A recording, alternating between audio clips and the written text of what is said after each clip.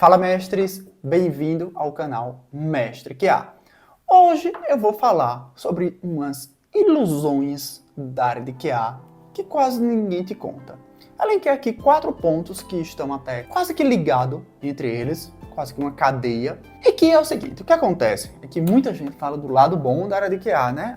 Porque é uma carreira muito boa, e realmente é. Tem bom salário, você pode trabalhar remoto, esse tipo de coisa. Mas, às vezes, esquece de falar do dia a dia, do quão difícil é ser QA. E vamos começar por um tópico que é bastante abordado na parte da teoria, só que na prática não é bem assim. O não uso da prática do Shift Left. Shift Left, para quem não sabe, é uma abordagem onde prega que o QA deve ser envolvido num projeto desde o início. Ou seja, você, ao invés de deixar o QA só para ser tester, né, e entrar no projeto, vamos dizer assim, só para execução, ou, enfim, automação, o que seja, é você trazer o QA desde o início do projeto para que ele contribua, por exemplo, numa especificação de requisitos, num levantamento de requisitos, esse tipo de coisa. Só que, sinto muito, não é o que acontece na maioria das empresas. E aí, o motivo são vários. Um dos motivos que eu vejo é porque, assim, é caro. É um pouco dúbio isso, porque o quão antes o QA pega um bug, é mais barato.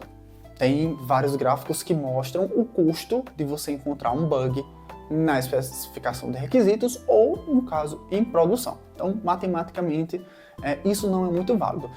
Só que o que acontece? Às vezes, na maioria das vezes, você como QA mal vai ter tempo para fazer os seus testes. Imagine para você ir em reunião de especificação de requisitos, reunião de definição do projeto, para você identificar, enfim, ou seja, um QA vai ter pouco tempo para fazer isso. Se tivesse mais QAs para fazer isso, e aí você até revezava, daria tempo para você fazer isso. E não é o que acontece com a maioria das empresas. Até porque, vamos dizer assim, acaba ficando mais caro você ter mais QAs na equipe para eles fazerem um melhor trabalho. Isso não vai ser a realidade na maioria das empresas. Embora a gente fale de Shift Left, fale que é assim, assim, assim, assado, mas na prática não é tão simples quanto parece. E aí isso já entra no segundo tópico, que são os QAs que acham que são gerentes. Porque pense bem, isso daí, uma decisão de contratar um QA ou não, a não ser que você seja um gerente de QA, e que mesmo assim você vai ter um poder limitado para contratação de QA, você não é gerente. Então, provavelmente você que está assistindo aqui não é gerente, muito menos gerente de QA. Então, assim, você não vai mudar essa realidade da empresa. Se o QA, vamos dizer assim, já está apertado, se precisa de QA, provavelmente a empresa sabe, você já falou para seu chefe, você já falou que não está fazendo esse tipo de trabalho de Shift Left, os prazos estão apertados. Então, meu filho, você não vai mudar a realidade das coisas. Aceite como elas são, você vai trabalhar dentro do seu escopo. E outra, digo mais, não adianta você fazer reunião com outros QAs para reclamar desse tipo de projeto, para reclamar desse tipo de processo, porque os prazos estão apertados. Olha, a empresa, a verdade é que na maioria das vezes as empresas, elas não querem saber. Aliás, elas nem sabem o que é QA. Tem empresa aí que nem sabe o que é QA. Por exemplo, você vai contratar uma empresa para desenvolver um site, um sistema, o que seja.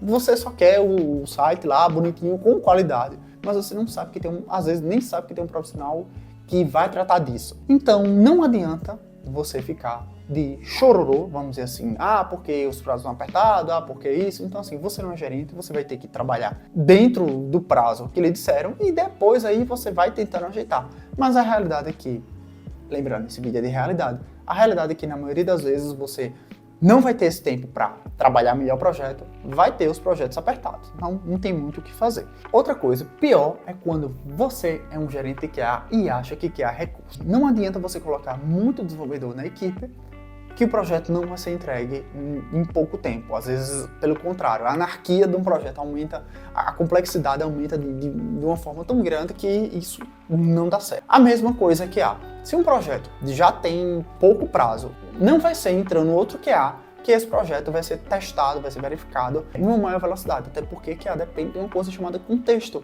Ele vai ter que saber, por exemplo, coisas do projeto, ele vai ter que trazer, vai ter que saber o porquê que as coisas funcionam, não é só literalmente apertar um botão. Se você trabalha num lugar desse, em que o pessoal acha, no caso, os gerentes acham que QA é recurso e que acontece, esse daí eu não vou dizer que é na maioria das vezes, mas que acontece, olha, sinto muito.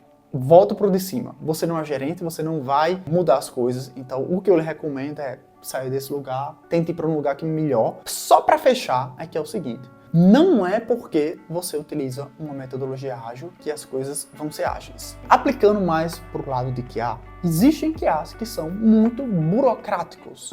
Por exemplo, você como QA descobriu um bug. Por que você não vai primeiro falar com o desenvolvedor para confirmar seu bug, para confirmar o requisito, ou com o PO que seja, em vez de já abrir bug, já falar com todo mundo, ou, por exemplo, chega uma demanda em cima da hora, você diz, não, é porque eu tenho que fazer tal coisa, é porque eu tenho que fazer o shift left, e começa a colocar várias e várias dificuldades, em vez de ser ágil. Ou, por exemplo, você faz uma automação que é focada em testar, aí você vai querer implementar 31 mil padrões de projetos para tornar o seu projeto complexo, em vez de você fazer o simples, que é testar, por exemplo. Então, assim, isso acontece.